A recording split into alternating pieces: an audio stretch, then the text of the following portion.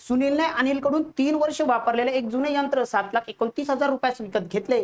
जर घसाऱ्याचा दर दशादशे 10 धरला तर अनिलने ते यंत्र किती रुपयास घेतले होते. बरोबर. बघा मित्रांनो, आता अनिलकडून सुनीलने घेतले 3 वर्ष आणि घसाऱ्याचा दर आहे म्हणजे आपण मानूया की 100 रुपयाला घेतलं होतं, 10% घसारा होतोय. बरोबर. 10%चा घसारा होतो म्हणजे पहिल्या वर्षी 90% अमाऊंट राहिला, परत दुसऱ्या वर्षी 90% राहिला, परत तिसऱ्या वर्षी 90% राहिला. बरोबर.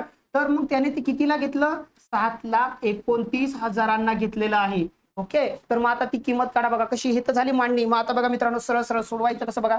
हा शून्य कट, हा कट, हा कट, हा कट.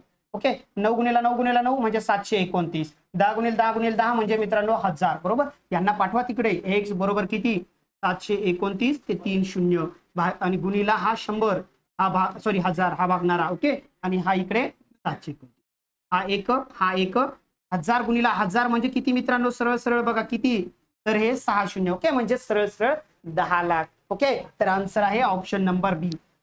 Okay friends.